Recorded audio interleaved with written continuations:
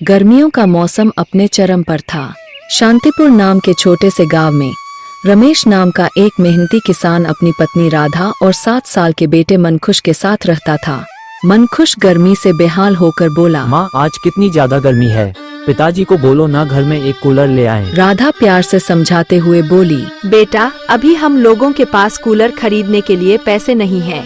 घर में एक पंखा है, अभी उसी से काम चलाना पड़ेगा। मनखुश उदास होकर बोला, लेकिन माँ ये पंखा चलता कहाँ है, ये तो इतने धीरे धीरे चलता है कि इसकी हवा ही नहीं लगती। राधा ने लंबी सांस ली। बेटा मनखुश तू एक काम कर, तू जाकर ठंडे पानी से नहा ले तो तुझे थोड़ा अच्छा लगेगा, क्योंकि यह गर्मी तो हमारा पीछा छोड़ेगी नहीं और ना हम इतने पैसे वाले हैं कि गर्मी से बचने के लिए हम अपने घर में एसी या कूलर लगवा सकें। राधा अपने बेटे से ऐसा कही रही होती है कि तभी वहाँ रमेश भी आ जाता है। उसके माथे पर पसीने की बूंदें टपक रही थीं। आज गर्मी बहुत ज्यादा है, बाहर तो जैसे आग बरस रही है। राधा चिंता से बोली, अरे एक दिन की तो बात है, हम एक दिन भूखे रह लेंगे, लेकिन तुम्हारी तबीयत का क्या, इतनी गर्मी में बाहर जाओगे तो बीमार पड़ जाओगे। रमेश ने दृढ़ता से कहा, बीमार पड़ने से पहले भूख हमें मार डालेगी, मुझे तो मेहनत करनी ही पड़ेगी। तुम मेरी चिंता मत करो, मैं ठीक हूँ। मनखुश ने शिकायत की, पापा ये पंखा तो आग उगल रहा है, पानी भी गर्म हो गया है, कुछ ठंडा पीने को मिले तो अच्छा लगे। रमेश ने उदास होकर कहा, बेटा हमारे पास तो मटके का पानी ही है, वो भी अब गर्म हो चुका है। सेठ जी के घर में ठंडा पानी होता है, उनके पास फ्रिज जो है, ठंडा पानी तो चाहिए, पर अभी तो सब्जियां तोड़नी है। मैं काम से लौटकर कुछ सोचती हूँ। मैं तो कहती हूँ आज मत जाओ, देखो ना मनखुश की भी हालत खराब हो रही है, गर्मी सच में बहुत ज्यादा है। रमेश ने मजबूती से कहा, नहीं राधा, मैं तुम्हें और मनखुश को कभी भूखे पेट नहीं रख सकता। आज सब्जियां नहीं तोड़ी तो खराब हो जाएंगी, फिर बेचूंगा क्या। चलो अब मैं जाता हूँ। रमेश अपनी पत्नी और बेटे की चिंता को दिल में रखते हुए भी मजबूरी में घर से निकल पड़ता है। बाहर सूरज आग बरसा रहा था और रमेश पसीने में भीगते हुए खेत की ओर बढ़ता है। वह खेत में पसीना बहाते हुए सब्जियां तोड़ता है और फिर उन्हें बाजार में बेचने ले जाता है। उसकी छोटी सी दुकान पर कुछ ग्राहक आते हैं। एक ग्राहक ने पूछा, भाई परवल कितने रुपए किलो है? रमेश ने जवाब दिया, अरे भाई 20 रुपए किलो। ठीक है भाई 1 किलो परवल दे दो। रमेश उस ग्राहक को सब्जी दे देता है और वह ग्राहक वहां से चला जाता है। एक और ग्राहक वहां पर आ जाता है और पूछता है, भाई मेरे घर पर खाने को कुछ नहीं है, मेरे पास सिर्फ 10 रुपए है, अगर इसमें दे सको तो 1 किलो दे दो, तुम्हारा बहुत एहसान होगा। इतनी गर्मी की वजह से मैं काम पर नहीं जा पा रहा, इसलिए पैसे भी नहीं कमा पा रहा हूँ, इसीलिए घर में खाने को कुछ नहीं है। रमेश का दिल पसीज गया। चलो मैं तुम्हें 1 किलो परवल के साथ थोड़े आलू भी दे देता हूँ ताकि तुम्हारे घर वाले पेट भर के खा सके। रमेश उस ग्राहक को सामान देता है और फिर शाम ढलने पर अपनी कमाई समेट कर घर की ओर चल पड़ता है। घर पहुंचकर रमेश ने राधा को दिन भर की बात बताई। राधा, आज मैंने एक गरीब आदमी को परवल और आलू दिए, वह गर्मी की वजह से काम पर नहीं जा पा रहा था, बेचारा कह रहा था कि घर में खाने को कुछ नहीं है। राधा ने बोली, अरे आपने तो फिर भी उसकी मदद कर दी, हमारे पास खुद कुछ नहीं है, फिर भी आपका दिल कितना बड़ा है। क्या करूं राधा, उसकी आंखों में भूख दिखी तो रहा नहीं गया, अपने लिए तो मैं रोज कमाता हूं पर उसका क्या। मनखुश ने फिर ठंडे पानी की रट लगाई। पापा बहुत गर्मी हो रही है, अब तो पीने का ठंडा पानी चाहिए, हमारे घर में तो गर्म पानी ही है, हम सेठ जी के घर चलें, उनके पास फ्रिज है, वहाँ ठंडा पानी मिलता है। हाँ जी, मनखुश ठीक कहता है, आज दिन भर गर्मी से हालत खराब हो गई। रमेश ने तय कर लिया, मनखुश बेटा, अगर तुम लोग ठंडा पानी पीना चाहते हो तो मैं कल ही बाजार से नया फ्रिज लेकर आऊंगा, फिर आराम से घर पर ही ठंडा पानी मिलेगा।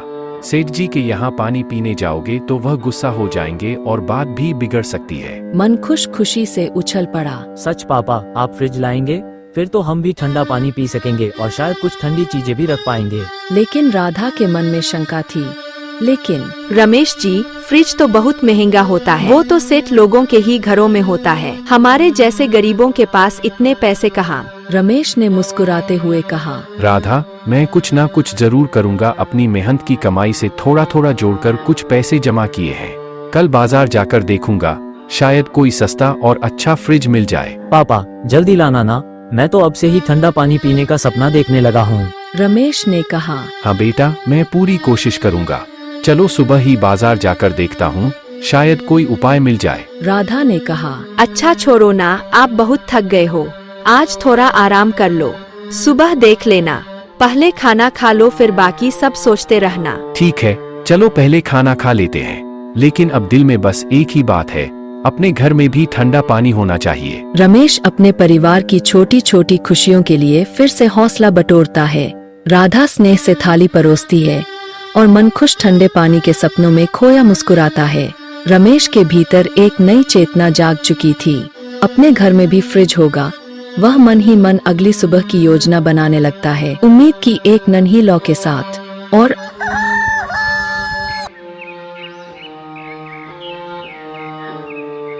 अगली सुबह वह बाजार के लिए निकल जाता है। रमेश एक बड़े इलेक्ट्रॉनिक्स शोरूम में पहुंचा। चमचमाते फ्रिज और एसी देखकर उसकी आंखें चौंधिया गईं। उसने हिम्मत करके एक सेल्समैन से पूछा। भाई साहब, वो कोने में जो छोटा सा सफेद फ्रिज रखा है, उसकी क्या कीमत है? मुझे बस ऐसा ही कुछ चाहिए जो थोड़ा ठंडा पानी दे सके। सेल्समैन ने गर्व से कहा। वो छोटा वाला? हाँ, वो 14,000 रुपए का है। अच्छा मॉडल है, बिजली भी कम खाता है और ठंडक भी बेहतरीन देता है। अब तो लोग यही ले रहे हैं। तुम्हें चाहिए क्या? अरे भाई, इतना महंगा? मेरे पास तो कुल मिलाकर 3,000 रुपए ही है। मैंने तो सोचा था कि इतने में कुछ छोटा मोटा मिल जाएगा। क्या इतने में कुछ भी नहीं मिल सकता 3,000 रुपए में? अरे भाई, इस शोरूम में तो कुछ नहीं मिलेगा। यहाँ तो सब नया और ब्रांडेड सामान है। 3,000 रुपए में तो शायद एक पंखा भी नहीं मिल पाएगा तुम्हें। फ्रिज चाहिए या फिर कुछ और? नहीं नहीं, मुझे तो सिर्फ फ्रिज ही चाहिए। देखो, घर में गर्मी बहुत है। मेरा बेटा तो ठंडा पानी मांगता है और बीवी भी परेशान है। कोई पुराना मॉडल या छोटा सा फ्रिज नहीं मिलेगा क्या? बस पानी ठंडा कर दे, इतना ही काफी है। यहाँ ऐसा कुछ नहीं है भाई, यह शोरूम है। यहाँ पुराना सामान कहाँ मिलेगा? सब नया और चमचमाता है। वैसे तुम किसी कबाड़ी से पुराना ले आओ 500 रुपए में, और अगर चाहो तो EMI पर इसे ले जा सकते हो। अब तो हर कोई किस्त पर ही ले रहा है। नहीं नहीं, मैं किस्त पर नहीं लूंगा। EMI में इंसान बर्बाद हो जाता है। आज 600 रुपए देंगे, कल ब्याज चढ़ेगा, फिर कर्ज के बोझ तले दब जाएंगे। मैंने गांव में देखा है, लोग किस्तों के चक्कर में अपना घर तक बेच देते हैं। मुझे ऐसा नहीं करना, मुझे इसे अपनी मेहनत से ही हासिल करना है। सेल्समैन ने कहा। तो फिर आप यहाँ गलत जगह आ गए हैं। यहाँ 3,000 रुपए में आपको कुछ भी नहीं मिलेगा। लेकिन आप एक जगह जा सकते हैं जहाँ आपको फ्रिज मिल जाएगा। यहाँ से बस 20 कदम पर एक दुकान है, वहाँ जाकर देख सकते हैं। लेकिन जब मैं रास्ते से आ रहा था तो मुझे वह कबाड़ वाले की दुकान कहीं नहीं दिखी। क्या आप मुझे उसका सही पता बता सकते हैं? सेल्समैन ने समझाया। देखो, यहाँ से बाहर निकलो, बाई ओर मुड़ जाना, फिर सीधे चलते रहना। बाजार के आखिरी छोर पर एक चौराहा आएगा, वहाँ से दाहिनी गली में मुड़ जाना। वहाँ कुछ लोग पुराना सामान बेचते हैं, फ्रिज, पंखे, सब कुछ मिलेगा। लेकिन ध्यान रखना, जो भी लेना हो सोच समझ कर लेना, वरना बाद में पछताओगे। रमेश ने कृतज्ञता व्यक्त की। अच्छा ठीक है भाई, बहुत बहुत धन्यवाद मुझे बताने के लिए। मैं अभी वहाँ जाता हूँ और देखता हूँ, शायद मेरे 3,000 रुपए वहाँ कुछ काम आ जाएं। हाँ, चलो, शुभकामनाएं। उम्मीद है तुम्हें कुछ सस्ता और अच्छा मिल जाए। वैसे अगर कभी यहाँ आना हो तो कूलर का ऑफर हमेशा खुला है। रमेश शोरूम से बाहर कदम रखता है। अंदर की ठंडी हवा और चमचमाते फ्रिज मानो उसे वापस खींचना चाहते हैं, लेकिन जेब में रखे 3,000 रुपए की सच्चाई उसे जमीन पर टिकाए रखती है। चेहरा थोड़ा उदास है, पर आंखों में अब भी एक उम्मीद की हल्की लौ जल रही है। वह दुकानदार के बताए रास्ते की ओर बढ़ता है, मन में यही सोचते हुए कि शायद पुराने सामान की उस दुकान पर उसकी किस्मत उसका इंतजार कर रही हो। कुछ देर चलने के बाद वह एक पुरानी और सादी सी दुकान के सामने खड़ा होता है। वहाँ पुराने सामान का ढेर लगा था। रमेश ने पूछा। दुकानदार भैया, यह फ्रिज क्या आप बेच रहे हैं? दुकानदार ने जवाब दिया। हाँ, बिकाऊ है इसलिए ही तो यहाँ रखा है। क्यों, तुम्हें चाहिए? हाँ भैया, मुझे फ्रिज चाहिए। घर में बहुत गर्मी है और बच्चा ठंडा पानी मांगता रहता है। लेकिन पहले यह बताइए, इसकी कीमत क्या है? मेरे पास ज्यादा पैसे नहीं है। इसका दाम 1,700 रुपए है, इससे कम नहीं होगा। देखो भैया, फ्रिज बिल्कुल बढ़िया हालत में है। मैंने खुद चेक किया है, ठंडक भी बढ़िया देता है और बिजली भी कम खपत करता है। इस दाम में इससे अच्छा नहीं मिलेगा। रमेश ने सावधानी से कहा। अरे यह तो मेरे बजट में आ रहा है, पर भाई पहले मुझे इसे चालू करके देखने दो। कहीं ऐसा ना हो कि पैसे दे दूं और यह घर जाकर बंद हो जाए। अरे भैया, मैं इतना बेकार सामान नहीं बेचता, मुझ पर भरोसा रखो, तुम्हें कोई खराब चीज नहीं दूंगा। अभी लाइट नहीं है, वरना मैं चालू करके दिखा देता कि फ्रिज एकदम सही चलता है। भाई यह बिल्कुल वही है जो मुझे चाहिए। मेरे बेटे को अब ठंडा पानी मिलेगा, पर 1700 रुपए पक्का है ना, थोड़ा कम नहीं? 1700 रुपए से एक पैसा भी कम नहीं होगा। मैंने पहले ही कम दाम बता दिया है। ऐसा फ्रिज तो आराम से 2400 रुपए में बिक जाता है। तुम्हें इसलिए दे रहा हूँ क्योंकि लग रहा है कि तुम्हें सच में जरूरत है। ठीक है भाई, तुम ठीक कह रहे हो, मैं यह फ्रिज ले लेता हूँ। मेरे पास कुल 3000 रुपए हैं, 1700 रुपए तुम्हें दे देता हूँ और बाकी के 1300 से मैं इसे घर तक ले जाने का इंतजाम कर लूंगा। बिल्कुल सौदा पक्का। तुम अच्छे इंसान लगते हो, इसलिए खुशी से दे रहा हूँ। ये फ्रिज तुम्हारे बड़े काम आएगा। बस इसे साफ सुथरा रखना और बिजली ठीक से देना, सालों साल चलेगा बिना दिक्कत के। जरूर भाई, तुम्हारा बहुत बहुत धन्यवाद। अब मैं इसे लेकर घर चलता हूँ। रमेश पास ही खड़े एक मजदूर को आवाज देता है और बाकी बचे 200 रुपए में उससे फ्रिज अपने घर तक पहुंचवाने का इंतजाम कर लेता है। फ्रिज घर आया तो मन खुशी से पागल हो गया। पापा, यह क्या लाए हो? सचमुच फ्रिज है, हमारा अपना फ्रिज। अब हम ठंडा पानी पी सकेंगे, है ना? राधा की आंखों में भी चमक थी। रमेश जी, यह तो वाकई में फ्रिज है। अरे इतने पैसे आप कहाँ से जुटा लिए? मुझे तो लगा था आप बस मजाक कर रहे हो। रमेश ने मुस्कुराते हुए कहा। हाँ राधा और मनखुश, यह हमारा फ्रिज है। अब तुम्हें गर्म पानी नहीं पीना पड़ेगा। मैंने कहा था ना कुछ कर लूंगा। मनखुश ने उत्साह से पूछा। पापा, ये कैसे लाए? बताओ ना, क्या यह नया है? कितने का लिया? जल्दी बताओ। मैं तो समझी थी कि फ्रिज तो सिर्फ सेठों के घर में होता है। हमारे जैसे लोग कहाँ इतना पैसा लाते हैं? रमेश ने पूरी कहानी सुनाई। राधा, बात यह है कि मैं पहले शहर के एक बड़े शोरूम में गया था।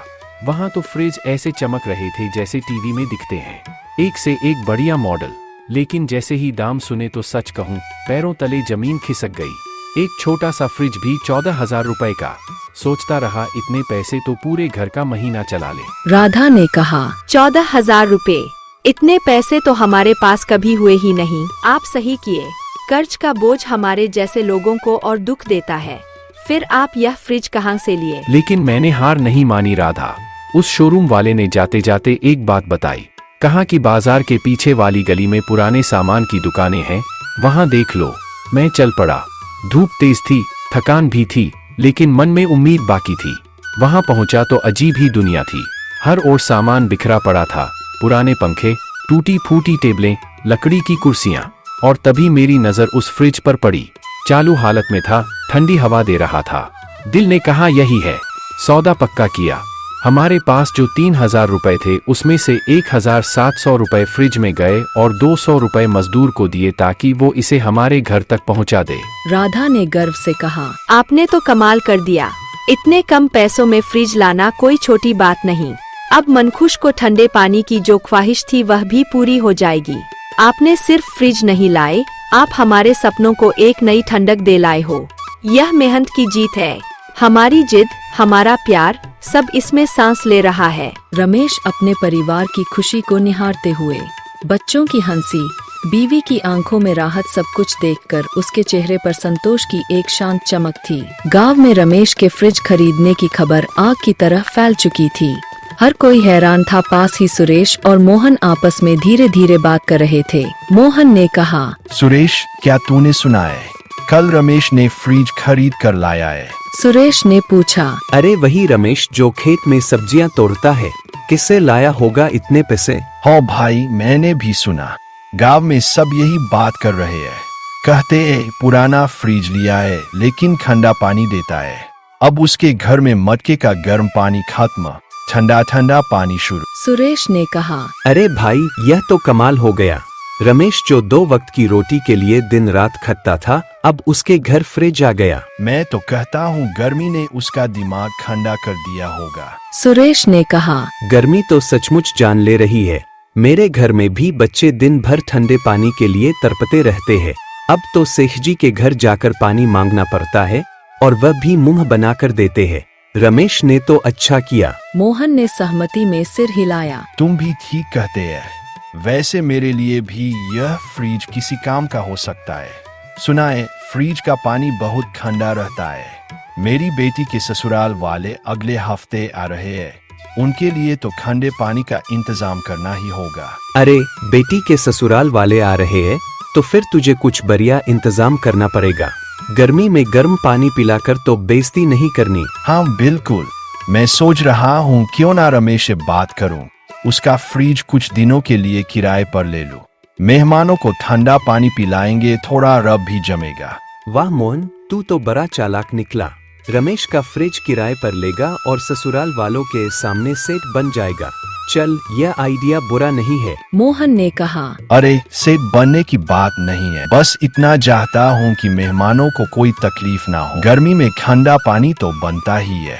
मैं कल सुबह रमेश के पास जाऊंगा, देखता हूँ वह कितने में देता है। ठीक है भाई, बात कर ले। और हाँ, अगर सस्ते में मिल जाए तो मुझे भी बता देना। मेरे घर में भी गर्मी से हालत खराब है, शायद मैं भी रमेश से फ्रिज ले लूं। हाँ हाँ, क्यों नहीं। चलो अब रात होने वाली, कल रमेश से बात करके देखते हैं क्या सौदा बनता है। सुरेश और मोहन अपने अपने घर की ओर चल पड़ते हैं। अगली सुबह मोहन अपने मेहमानों के लिए ठंडे पानी का इंतजाम करने की सोच के साथ रमेश के घर पहुंचता है। मोहन ने बात शुरू की। रमेश भाई, मैंने सुना है तूने फ्रिज ले लिया। गांव में तो बस तेरी ही बात हो रही है।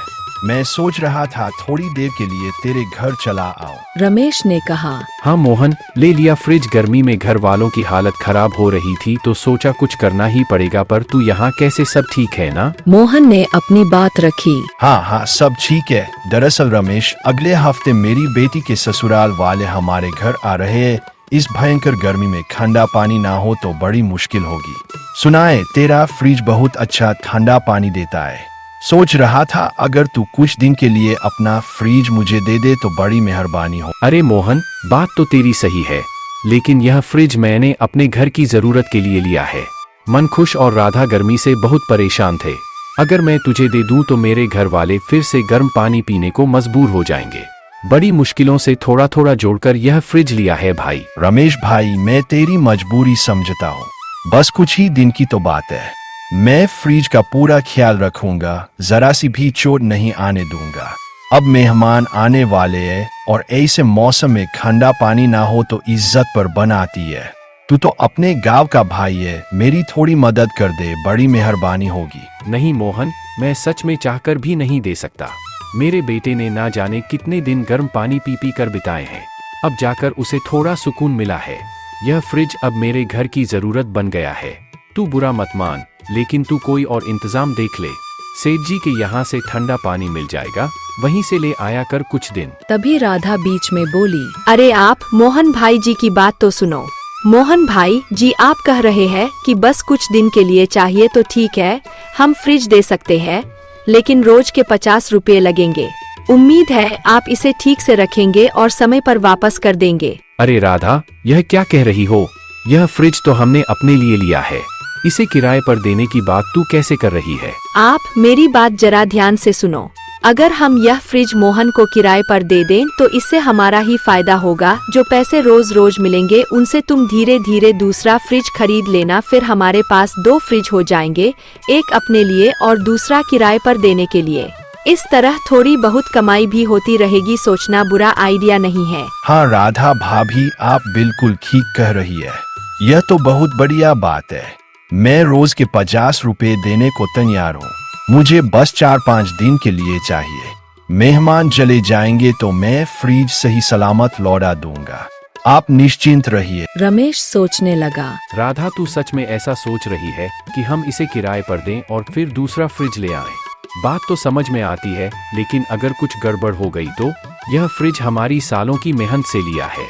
बड़ी मुश्किलों के बाद इसका कोई नुकसान हुआ तो दिल को बहुत चोट लगेगी। आप चिंता मत करो, मोहन गांव के अपने आदमी है, वो फ्रिज का ध्यान रखेंगे और यह मौका है कि हम अपनी मेहनत को और बढ़ाए। एक फ्रिज से शुरू किया, अब 2 होंगे, धीरे धीरे और तरक्की करेंगे। रमेश ने आखिर में अपनी सहमति दी। ठीक है मोहन, राधा ने तो मुझे मना लिया, तू फ्रिज ले जा, लेकिन ध्यान रखना इसे सावधानी से इस्तेमाल करना। 50 रुपए रोज के हिसाब से 4 दिन के लिए ले जा। रमेश भाई, राधा भाभी, तुमने मेरा बहुत बड़ा काम कर दिया। मैं वादा करता हूँ फ्रिज का पूरा ध्यान रखूंगा। कल सुबह मैं ठेला लेकर आता हूँ और इसे ले जाऊंगा। बहुत बहुत शुक्रिया। मोहन खुशी खुशी रमेश के घर से विदा लेता है। रमेश की समझदारी और राधा की दूरदृष्टि ने उनके जीवन को एक नई दिशा दी। उन्होंने गांव में फ्रिज किराए पर देना शुरू किया और धीरे धीरे 6-7 फ्रिज खरीद लिए, जिससे उनकी कमाई बढ़ गई और गांव में उनकी मेहनत की मिसाल दी जाने लगी।